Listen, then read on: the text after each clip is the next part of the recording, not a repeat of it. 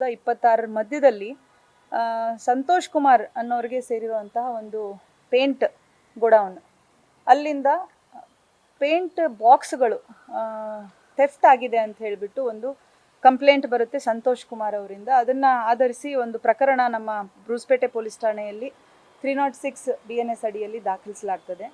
So ಈ ಕುರಿತು ತನಿಖೆ ಮಾಡುವಾಗ ತಿಳಿದು ಬಂದಿದ್ದೇನೆಂದರೆ, ಈ 7 ತಿಂಗಳ ಅವಧಿಯಲ್ಲಿ ಆ ಪೇಂಟ್ ಶಾಪಲ್ಲೇ ಕೆಲಸ ಮಾಡ್ತಾ ಇದ್ದಂತಹ ಒಬ್ಬ ವ್ಯಕ್ತಿ ಜೋಸೆಫ್ ಅಂಥೇಳಿ, ಇವನು ಈ ಪೇಂಟ್ ಬಾಕ್ಸ್ಗಳು ಡಬ್ಬಿಗಳೇನಿದೆ ಅದನ್ನು ತುಂಬ ಪ್ರೊಸೀಜರಲ್ಲಿ ಅಲ್ಲಿಂದ ಕಳ್ತನ ಮಾಡ್ತಾ ಇದ್ದಂಥದ್ದು. ಸೊ ಸುಮಾರು 279 ಪೇಂಟ್ ಡ್ಯೂಲೆಕ್ಸ್ ಕಂಪ್ನಿದು ಡಬ್ಬಿಗಳನ್ನು ನಾವು ಈಗಾಗಲೇ ಅವರಿಂದ ರಿಕವರ್ ಮಾಡಿರುವಂಥದ್ದು ಸುಮಾರು 12,21,000 ಮೌಲ್ಯ. ಹಾಗೆ ಅದನ್ನು ಮಾರಾಟ ಮಾಡಿ ಅವನ ಹತ್ರ ಇದ್ದಂತಹ ಒಂದು 3 ಲಕ್ಷದಷ್ಟು ನಗದು ಹಣ ಕೂಡ ಅವನಿಂದ ರಿಕವರ್ ಆಗಿರುವಂಥದ್ದು. ಸುಮಾರು 15 ಲಕ್ಷದಷ್ಟು ಪೇಂಟ್ ಬಾಕ್ಸು ಮತ್ತು ನಗದು ಹಣವನ್ನು ಈಗಾಗಲೇ ನಮ್ಮ ಬ್ರೂಸ್ಪೇಟೆ ಪೊಲೀಸ್ ಇನ್ಸ್ಪೆಕ್ಟರ್ ಮಹಾಂತೇಶ್ ಹಾಗೂ ಅವರ ಕ್ರೈಮ್ ಟೀಮ್ ಅವರು ಈ ಒಂದು ಪ್ರಕರಣವನ್ನು ಭೇದಿಸಿ ಅವನಿಂದ ರಿಕವರ್ ಮಾಡಿದ್ದಾರೆ. ಸೊ ಈ ಒಂದು ತುಂಬ ಕ್ವಿಕ್ಕಾಗಿ ಮಾಡಿದ್ದಾರೆ, ಯಾಕಂದರೆ ಈ ಪ್ರಕರಣ ದಾಖಲಾಗಿದ್ದು 10ನೇ ತಾರೀಕಿಗೆ, ಇವತ್ತು 18, ಒಂದು ವಾರದಲ್ಲಿ ಸುಮಾರು ಎಲ್ಲೆಲ್ಲಿ ಅವನು ಅದನ್ನು ತಗೊಂಡು ಮತ್ತೆ ರೀಡೈರೆಕ್ಟ್ ಮಾಡಿ ಬೇರೆ ಬೇರೆ ಕಡೆ ಮಾರಾಟ ಮಾಡಿದ್ದಂಥದ್ದು ಬಾಕ್ಸಸ್ ಇತ್ತು. ಅದನ್ನೆಲ್ಲ ಇಮಿಡಿಯೇಟ್ಲಿ ಪತ್ತೆ ಹಚ್ಚಿ ಅವನನ್ನು ಅರೆಸ್ಟ್ ಮಾಡಿ ಅವನಿಂದ ಈಗಾಗಲೇ ನಾವು ವಶಕ್ಕೆ ಪಡೆದಿರುವಂಥದ್ದೇ. ಸೊ ಈ ಒಂದು ಪ್ರಕರಣವನ್ನು ಚೆನ್ನಾಗಿ ಇವರು ಇನ್ವೆಸ್ಟಿಗೇಟ್ ಮಾಡಿ ಕ್ರ್ಯಾಕ್ ಮಾಡಿರೋದ್ರಿಂದ ನಾನು ಮಹಾಂತೇಶ್ ಮತ್ತು ಅವರ ಟೀಮ್ಗೆ ನಾನು ಅಭಿನಂದನೆಗಳನ್ನ ಸಲ್ಲಿಸ್ತೇನೆ. ಇನ್ಫ್ಯಾಕ್ಟ್ ತಾವು ಆ್ಯಡ್ ಮಾಡ್ತೀರಾ ಮಹಾಂತೇಶ್? ಓನರ್ ಕಾನ್ಫಿಡೆನ್ಸ್ ಮೇಲೆ ಬೇರೆಯವ್ರಿಗೆ ಡೆಲಿವರಿ ಮಾಡೋಕ್ಕೆ ಕೊಟ್ಟ ಮೇಲೆ ಆಮೇಲೆ ಅವ್ರು ಹೋದ್ಮೇಲೆ ಒಂದು ಡೈಲಿ 2-3 ಬಾಕ್ಸ್ಗಳನ್ನು ಗೋಡಾನಿಂದ ಹೊರಗಡೆ ಇಡ್ತಿದ್ದಾರೆ. ಆ ಟೈಮಲ್ಲಿ ಅವ್ನು ಬೇಕಾದ್ರೆ ಯಾರು ಬರ್ತಲ್ಲ ಅವಾಗ ಅವ್ರ ಮುಖಾಂತರ ಹೊರಗಡೆ ಪಾಸ್ ಮಾಡ್ತೀವಿ. ಇಲ್ಲ, ಅಲ್ಲಿ CC ಕ್ಯಾಮ್ರಾ ಇಲ್ಲ. ಕೆಲವೊಂದು ಕಡೆಗೆ ಸೇಲ್ ಮಾಡಿದ, ಇನ್ನೊಂದಿಷ್ಟು ಹವಾಮಾವಿ ಔಟ್ಸ್ಕಟ್ಸಲ್ಲಿ ಒಂದು ಕಡೆಗೆ ಸ್ಟಾಕ್ ಮಾಡಿದ್ವಿ. 5 to 6 years ನಾವು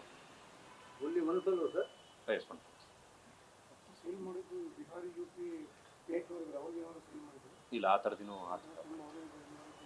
ಇಲ್ಲ ಆ ಥರದ್ದು ಯಾವುದು. Thank you so much. Thank you. ಏನು ಮಾಹಿತಿ ಬೇಕಾದ್ರದ್ದು? ಏನು ಮಾಹಿತಿ ಬೇಕು ಹೇಳಿ? ಕೇಸ್ ಆಗಿರೋದು ಅದರಲ್ಲಿ ಒಂದು ಪ್ರಕರಣ, ನಿನ್ನೆ ನನಗೆ ಕಂಪ್ಲೇನೆಂಟ್ ನೇಮ್ ನೆನಪಾಗ್ತಿಲ್ಲ, ಒಂದು ಕೇಸ್ ಗಾಂಧಿನಗರ್ ಲಿಮಿಟ್ಸಲ್ಲಿ ಬಂದಿರೋವಂಥದ್ದು. ಅದರಲ್ಲಿ ಚೀಟಿಂಗ್ ಮಾಡಿದ್ದಾರೆ ಅಂತ ಹೇಳ್ಬಿಟ್ಟು ಅವರಿಂದ ಹಣ ಪಡೆದಿದ್ದಾರೆ. ಸುಮಾರು 2021-22 ಆಸ್ಪಾಸ್ನಲ್ಲಿ 80 ಲಕ್ಷ ಮೇಲ್ಪಟ್ಟು ಏನೋ ಹಣ ಪಡೆದಿರುವಂಥದ್ದು. ಆನಂತರದಲ್ಲಿ ಅದನ್ನು ರಿಟರ್ನ್ ಕೊಡ್ತೇನೆ ಅಂತ ಹೇಳಿ ಅವ್ರಿಗೆ ಬಾಂಡ್ ಕೂಡ ಬರೆದು ಕೊಟ್ಟು ಅದನ್ನು ಕೊಡದೇನೆ ಅವ್ರಿಗೆ ಮೋಸ ಮಾಡಿದ್ದಾರೆ ಅಂತ ಹೇಳ್ಬಿಟ್ಟು ದೂರಿನಲ್ಲಿ ಇರುವಂಥದ್ದು. ಸೊ ಅದರ ಬೇಸಿಸ್ ಮೇಲೆ ಒಂದು ಕಂಪ್ಲೇಂಟನ್ನು ನಿನ್ನೆ ದಾಖಲು ಮಾಡಿರುವಂಥದ್ದಿದೆ. ಬೆಳಗ್ಗೆ ಒಂದು ವ್ಯಕ್ತಿಯ ಮೃತದೇಹ ಕೌಲ್ ಬಜಾರ್ನ ಭಟ್ಟಿ ಏರಿಯಾದಲ್ಲಿ ಇದೆ ಅಂತ ಹೇಳಿಬಿಟ್ಟು ಒಂದು ಮಾಹಿತಿ ಬರುತ್ತೆ.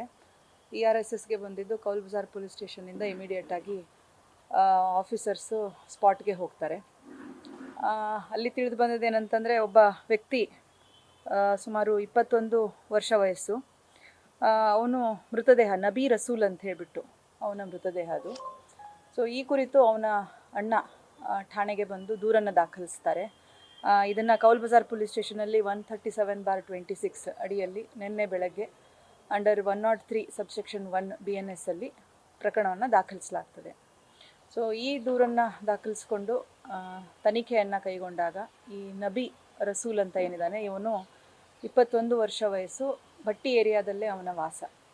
ಅವನಿಗೆ ಕಳೆದ 15 ದಿನಗಳ ಹಿಂದೆ ಮದುವೆ ಆಗಿರುತ್ತೆ. ನಿನ್ನೆ ಅಂದರೆ 16ನೇ ತಾರೀಕು, ಮೊನ್ನೆ 16ನೇ ತಾರೀಕು ಅವನ ಮನೆಯಲ್ಲೇ ರಿಸೆಪ್ಷನ್ ಕೂಡ ನೆರವೇರುತ್ತದೆ. ಸೊ ಆ ರಿಸೆಪ್ಷನ್ ನಂತರದಲ್ಲಿ ಅವನ ಸ್ನೇಹಿತರ ಜೊತೆಗೆ ಪಾರ್ಟಿ ಮಾಡಬೇಕು ಅಂಥೇಳಿ ಸಾಯಂಕಾಲ ಆ ಮನೆಯಿಂದ ಹೊರಗಡೆ ಆಚೆ ಒಂದು ಸುಮಾರು 100-150 ಮೀಟರ್ ದೂರದಲ್ಲಿ ಅಲ್ಲೇ ಕೂತ್ಕೊಂಡು ಅವರ ಸ್ನೇಹಿತರ ಜೊತೆಗೆ ಪಾರ್ಟಿ ಮಾಡ್ತಾ ಇರ್ತಾನೆ. ಆ ಸಂದರ್ಭದಲ್ಲಿ ಅವನು ಹಾಗೂ ಅವನ ಸ್ನೇಹಿತರ ಮಧ್ಯೆ ಮಾತಿನ ಒಂದು ಚಕಮಕಿ ಅಥವಾ ವಾಗ್ವಾದ ನಡೀತದೆ ಯಾವುದೋ ಒಂದು ವಿಷಯಕ್ಕೆ. ಆ ಸಂದರ್ಭದಲ್ಲಿ ಅವನ ಜೊತೆ ಇದ್ದಂತಹ ಅವನ ಸ್ನೇಹಿತ ಇದ್ದ, ಅವನು ಮೈನರ್ ಇದ್ದಾನೆ, ಕಾನೂನಿನ ಸಂಘರ್ಷಕ್ಕೆ ಒಳಗಾಗಿರೋನು, ಯಾಕಂದರೆ ಅವನೇ ಈ ಒಂದು ಕೃತ್ಯವನ್ನು ಎಸಗಿರೋ ಅಂಥದ್ದು. ಅವನು ಸುಮಾರು 17 ವರ್ಷ ವಯಸ್ಸು. ಅವನು ಇವನು ಸ್ವಲ್ಪ ಗಲಾಟೆ ಆಗಿಬಿಟ್ಟು ರಾತ್ರಿ ಹೊತ್ತು ಸುಮಾರು 8ರಿಂದ 10 ಗಂಟೆ ಮಧ್ಯದಲ್ಲಿ ಅವಧಿಯಲ್ಲಿ ಈ ಒಂದು ಘಟನೆ ನಡೆದಿರುವಂಥದ್ದು. ಸೊ ಅವನು ಒಂದು ಚಾಕು ಅಥವಾ ಡ್ಯಾಗರ್ ಏನಂತೀವಿ ಅದನ್ನು ಬಳಸಿ ಈ ವ್ಯಕ್ತಿಯನ್ನು ಹತ್ಯೆ ಮಾಡಿರುವಂಥದ್ದು ವಾಗ್ವಾದ ನಡೆದ ನಂತರ. ಸೊ ಹತ್ಯೆ ಮಾಡಿ ಆನಂತರದಲ್ಲಿ ಅಲ್ಲಿಂದ ಪರಾರಿಯಾಗಿರ್ತಾನೆ. ಈ ಒಬ್ಬ ಏನು ಕಾನೂನು ಸಂಘರ್ಷಕ್ಕೆ ಒಳಗಾಗಿರೋವಂಥ ವ್ಯಕ್ತಿ ಇದ್ದಾನೆ, ಅವನು ಹುಡುಗ ಬಾಲಕ, ಅವನು ಕೂಡ ಅದೇ ಏರಿಯಾದಲ್ಲಿ ವಾಸ ಮಾಡಿರೋವಂಥವನು, ಬಟ್ಟಿ ಏರಿಯಾದಲ್ಲಿ. ಸೊ ಅಲ್ಲಿಂದ ಅವನು ಈ ವಿಷಯವನ್ನು ಕುರಿತು ಅವನ ಪರಿಚಯದ ಅವನ ಬ್ರದರ್ ಹಾಗೆ ಇನ್ನಿಬ್ಬರು ಮಿತ್ರರಿಗೆ ಈ ವಿಷಯನ ತಿಳಿಸ್ತಾನೆ. ಸೊ ಅವರು ಮುಂದೆ ಇದನ್ನು ಕುರುಹುಗಳನ್ನು ನಾಶ ಮಾಡಲಿಕ್ಕೆ ಸ್ವಲ್ಪ ಸಹಕರಿಸಿರುವಂಥದ್ದು ನಮ್ಮ ತನಿಖೆಯಲ್ಲಿ ಇಲ್ಲಿವರೆಗೆ ತಿಳಿದು ಬಂದಿರುವಂಥದ್ದು. ಅವರ ಹೆಸರುಗಳು ತಾಹಿರ್, ಸಲ್ಮಾನ್ ಹಾಗೂ ಸಮೀರ್. ಇವರನ್ನು ಕೂಡ ಸಾಕ್ಷಿ ನಾಶದ ಕುರಿತು ನಾವೀಗಾಗಲೇ ಅದರಲ್ಲಿ ಇಬ್ಬರನ್ನು ಬಂಧಿಸಲಾಗಿದೆ. ಈ ಕಾನೂನಿನ ಸಂಘರ್ಷಕ್ಕೆ ಒಳಗಾಗಿರುವಂತಹ ಬಾಲಕ ಏನಂದರೆ ಅವನನ್ನು ಕೂಡ ಈಗಾಗಲೇ ಬಂಧಿಸಲಾಗಿದೆ. ಸೊ ತನಿಖೆಯಲ್ಲಿ ಈ ಕಾನೂನು ಸಂಘರ್ಷಕ್ಕೆ ಒಳಗಾಗಿರೋ ಬಾಲಕನಿಂದ ನಾವು ಈಗಾಗಲೇ ಒಂದು ಚಾಕುವನ್ನು, ಕೃತ್ಯಕ್ಕೆ ಬಳಸಿರುವಂಥ ಚಾಕುವನ್ನು ಹಾಗೂ ಅವನು ಕೃತ್ಯ ಮಾಡಿದಾಗ ಅವನು ಹಾಕಿರುವಂಥ ಬಟ್ಟೆಗಳು ಅದನ್ನು ಆನಂತರದಲ್ಲಿ ಅಲ್ಲೇ ಸ್ವಲ್ಪ ಮುಂದೆ ಒಂದು ಜಾಗದಲ್ಲಿ ಸುಟ್ಟು ಹಾಕಿದ್ದು, ಆ ಜಾಗವನ್ನು ಅವನು ತೋರಿಸಿದಂತೆ ಅದನ್ನು ಕೂಡ ನಮ್ಮ ಸೋಕೋ ಟೀಮ್ ಜೊತೆಗೆ ಪರಿಶೀಲನೆ ಮಾಡಿ ತನಿಖೆಯನ್ನು ಕೈಗೊಂಡಿದ್ದೇವೆ. ಸೊ ಈ ಒಂದು ಕೃತ್ಯವನ್ನು ಅತ್ಯಂತ ಗಂಭೀರವಾಗಿ ಪರಿಗಣಿಸಿ ನಮ್ಮ ಕೌಲ್ ಬಜಾರ್ ಇನ್ಸ್ಪೆಕ್ಟರ್ ಷಣ್ಮುಖಪ್ಪ ಹಾಗೂ ಅವರ ತಂಡದವರು ಹಾಗೆ ನಮ್ಮ DYSP ಗೋವಿಂದರಾಜು ಅವರ ನೇತೃತ್ವದಲ್ಲಿ ಈ ಒಂದು ಕೇಸನ್ನು ಇಮಿಡಿಯೇಟಾಗಿ ಕ್ರ್ಯಾಕ್ ಮಾಡಿರುವಂಥದ್ದು ಹಾಗೆ ಆರೋಪಿಗಳನ್ನು ಬಂಧಿಸಿರುವಂಥದ್ದು ಶ್ಲಾಘನೀಯವಾಗಿದೆ. ಈ ತನಿಖೆಯನ್ನು ಆದಷ್ಟು ಬೇಗ ನಾವು ಸಂಪೂರ್ಣ ಮುಗಿಸಿ ಚಾರ್ಜ್ ಶೀಟನ್ನು ಕೋರ್ಟಿಗೆ ಸಬ್ಮಿಟ್ ಮಾಡುವಂಥದ್ದು ನಮ್ಮ ಉದ್ದೇಶ ಆಗಿದೆ. ರೀಸನ್ನು ಕೆಲವೊಂದು ಮಾತುಗಳು ಅವನಿಗೆ ಆ ಬಾಲಕನಿಗೆ ಸ್ವಲ್ಪ ಹಾರ್ಷ್ ಅನಿಸಿರುವಂಥದ್ದು ಅಂತ ತಿಳಿಸ್ತಾನೆ. ಅವನು ಕೆಲವು ತಾಯಿಗೆ ಸಂಬಂಧಪಟ್ಟಂಗೆ ಏನೋ ಮಾತಾಡಿದ್ದಾನೆ, ಆ ಥರದ್ದು ಕೆಲವು ಕೆಟ್ಟ ಪದಗಳನ್ನು ಬಳಸಿದ್ದಾನೆ ಅವನು, ಬಳಸ್ತಾ ಅಂಥೇಳಿ. ಸೊ ಹಾಗಾಗಿ ಅಲ್ಲಿ ಅವ್ರಿಗಿಬ್ರಿಗೂ ಕೈಗೆ ಇದಾಗಿ ಗಲಾಟೆ ಆಗಿ ಆನಂತರ ಅದು ಪರಿವರ್ತನೆ ಆಗಿ ಆ ಚಾಕು ಯೂಸ್ ಮಾಡಿ ಹೊಡೆದಿರುವಂಥದ್ದು. ಯುವತಿಯ ಕುಟುಂಬಕ್ಕೆ ಈ ಕೊಲೆಗೆ ಯಾವುದೇ ರೀತಿಯ ಸಂಬಂಧ ಇಲ್ಲ. ಇದರಲ್ಲಿ ಪ್ಯೂರ್ಲಿ ಅವರಿಬ್ಬರು ಆ ಸಂದರ್ಭದಲ್ಲಿ ಅವರು ಪಾರ್ಟಿ ಅಂತಂದರೆ ಒಂದು ಸ್ವಲ್ಪ ಲಿಕ್ಕರ್ ಅಂದರೆ ಡ್ರಿಂಕ್ಸ್ ಮಾಡಿರೋ ಅಂಥದ್ದು. ಸೊ ಆ ಡ್ರಿಂಕ್ಸಿನ ಒಂದು ಇಂಪ್ಯಾಕ್ಟಲ್ಲಿ ಇಬ್ಬರ ಮಧ್ಯೆ ಗಲಾಟೆ ಜಾಸ್ತಿ ಆಗಿದ್ದು ಅವನು ಬಾಲಕ ಅದನ್ನು ಈ ಕೃತ್ಯವನ್ನು ಎಸಗಿರುವಂಥದ್ದು.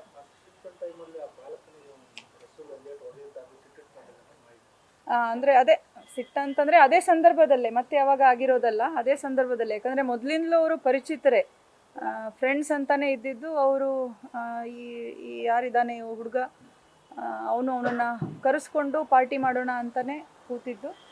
ಆ ಸಂದರ್ಭದಲ್ಲಿ ನಡೆದಿರುವಂಥದ್ದು. ಸಿಟ್ಟು ಕೈ ಮಿಲಾಯಿಸಿದ್ದಾರೆ. ಮೊದಲು ಸ್ವಲ್ಪ ಎಳೆದಾಟ ಆಗಿದೆ ಇಬ್ಬರ ಮಧ್ಯೆ, ಆನಂತರದಲ್ಲಿ ಈ ಕೃತ್ಯವನ್ನು ಎಸಗಿರುವಂಥದ್ದು.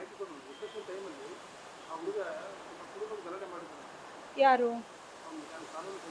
ಇಲ್ಲ ಅವನು ಯಾವುದೂ ಕುಡಿದು ಗಲಾಟೆ ಮಾಡಿಲ್ಲ. ಇನ್ಫ್ಯಾಕ್ಟ್ ನಮ್ಮ ತನಿಖೆಯಿಂದ ತಿಳಿದಿರೋದೇನಂತಂದರೆ ಅವನು ಅಂದರೆ ಡ್ರಿಂಕ್ಸ್ ಮತ್ತಿನಲ್ಲಿ ಅವನಿರಲಿಲ್ಲ, ಅವನು ಕುಡಿತಾ ಇರಲಿಲ್ಲ. ಕುಡಿದಿದ್ದು ಡಿಸೀಸ್ಡ್ ವ್ಯಕ್ತಿ ಅಂತ ಹೇಳಿಬಿಟ್ಟು ನಮ್ಮ ಇಲ್ಲಿನ ತನಿಖೆಯವರೆಗೆ ಗೊತ್ತಾಗಿರೋದು. ಸೊ ಅವನು ಕುಡಿದ ಅಮಲಿನಲ್ಲಿ ಅವನೇ ಇವನ ಮೇಲೆ ಅಟ್ಯಾಕ್ ಮಾಡೋಕ್ಕೆ ಹೋಗಿದ್ದಾನೆ.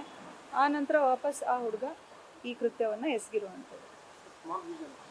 Very small reason. ಮಾತುಗಳು ಸ್ವಲ್ಪ ತಾಯಿ ಮೇಲೆ ತಂದೆ ಮೇಲೆ ಆ ಥರ ಎಲ್ಲ ಅಂದಿದ್ದಕ್ಕೆ ಆ ಹುಡುಗ ಇಮಿಡಿಯೇಟಾಗಿ, ಮತ್ತು ಇನ್ನೂ ಒಂದೇನಂತಂದರೆ ಆ ಚಾಕುವಿನಿಂದ ಇವನ ಮೇಲೇ ಅಟ್ಯಾಕ್ ಆಗ್ಬೋದು ಅನ್ನೋವಂಥ ಭಯ ಕೂಡ ಅವನಿಗಾಗಿ ಅವನು ವಾಪಸ್ ಅವನಿಗೆ ಹೊಡೆದಿರೋ. ಅವ್ನು ರೆಗ್ಯುಲರಾಗಿ ಕ್ಯಾರಿ ಮಾಡ್ತಾ ಇದ್ದ ಅಂತ ನಮಗೆ ಇಲ್ಲಿವರೆಗೆ ಗೊತ್ತಾಗಿರೋದು. ಯಾರು ಡಿಸೀಸ್ಡ್ ವ್ಯಕ್ತಿ ಇದ್ದಾನೆ ನಬೀ ರಸೂಲು, ಅವ್ನು ಕ್ಯಾರಿ ಮಾಡ್ತಾ ಇದ್ದಂತಹ ಚಾಕು, ಅದನ್ನು ತಗೊಂಡು ಅವನಿಗೆ ಹಾಕಿರುವಂಥದ್ದು. ಆ ಮಟನ್ಗೆ ಅವನು ಕೆಲಸ ಮಾಡ್ತಾ ಇದ್ದಿದ್ದು ಮಟನ್ ಅಂಗಡಿಯಲ್ಲಿ ಅಂತ ಹೇಳ್ತಾರೆ. ಸೊ ಹಾಗಾಗಿ ಅದನ್ನು ರೆಗ್ಯುಲರಾಗಿ ಕ್ಯಾರಿ ಮಾಡ್ತಾ ಇದ್ದ.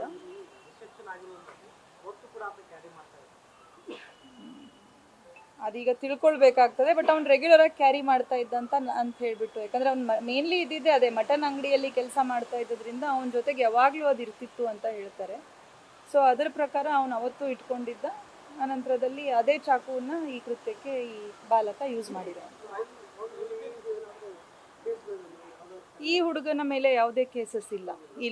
ಇದು ಫಸ್ಟ್ ಟೈಮ್ ಈ ಥರ ಅಫೆನ್ಸ್ ಆಗಿರುವಂಥದ್ದು. ಡೆತ್ ಆದವನ ಮೇಲೆ ಕೂಡ ನಮ್ಮಲ್ಲಿ ಯಾವುದು ಕೇಸಸ್ ಇಲ್ಲ. ಬಟ್ ಸ್ವಲ್ಪ ಚಟುವಟಿಕೆಗಳು ಒಂದು ಅಡ್ವರ್ಸ್ ಆಗಿ ಇತ್ತು ಅಂತ ನಮಗೆ ಹಿನ್ನೆಲೆ ಕಂಡು ಬರ್ತಾ ಇದೆ.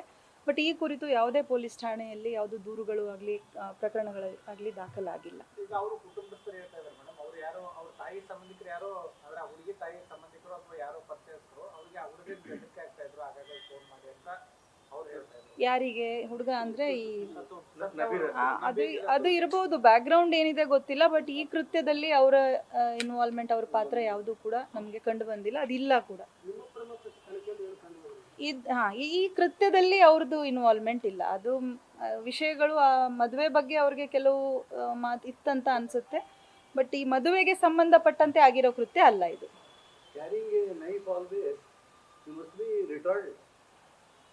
ರಿಟಾರ್ಡೆಡ್ ಇರ್ಬೋದು, ಇಲ್ಲ ಅಂದರೆ ಅವ್ನು ಸ್ವಲ್ಪ ಒಂದು ಫಸ್ಟ್ ಥಿಂಗ್ ಇಸ್ ಮಟನ್ ಶಾಪಲ್ಲಿ ಕೆಲಸ ಮಾಡ್ತಾ ಇದ್ದ ಅನ್ನುವಂಥದ್ದು. That is the first thing because of which he may be carrying that ಅಂತ. ಇನ್ನೂ ಒಂದೇನಂತಂದರೆ ಅವ್ನು ಸ್ವಲ್ಪ ಆ ಥರದ್ದು ಈ ಕೆಟ್ಟ ಚಟುವಟಿಕೆಗಳು ಇರಬಹುದು ಅನ್ನುವಂಥದ್ದು. Not that he is retarded. ಹೆದರಿಕೆ ಬೆದರಿಕೆ ಹಾಕೋ ಸಾಧ್ಯತೆಗಳು ಇರ್ಬೋದು ಅಂತ ಅನಿಸುತ್ತೆ. ಸೊ ದಟ್ ಜನ ಸ್ವಲ್ಪ ಭಯದಿಂದ ಇರಲಿ ಅನ್ನುವಂಥದ್ದು. ಇಲ್ಲ ಅದು ಮದುವೆಗೆ ಮತ್ತು ಈ ಕೃತ್ಯಕ್ಕೆ ಯಾವುದೇ ಸಂಬಂಧ ಇಲ್ಲ. ಸೊ ಹಾಗಾಗಿ ಅವನ ಮದುವೆದು ನಮಗೆ ಹಿಂದಿಂದು ಗೊತ್ತಿಲ್ಲ. ಆ ಹುಡುಗಿಗೆ ಅದು ಊಹೆ ಅಷ್ಟೇ, ಅಂತೆಕಂತೆ. ನನಗೆ ನಮ್ಮ ತನಿಖೆಗೆ ಸಂಬಂಧಪಡದೇ ಇರೋದ್ರಿಂದ ಅದ್ರ ಬಗ್ಗೆ ನಾನು ಕಮೆಂಟ್ ಮಾಡ್ಲಿಕ್ಕೆ ಇಷ್ಟಪಡೋದಿಲ್ಲ.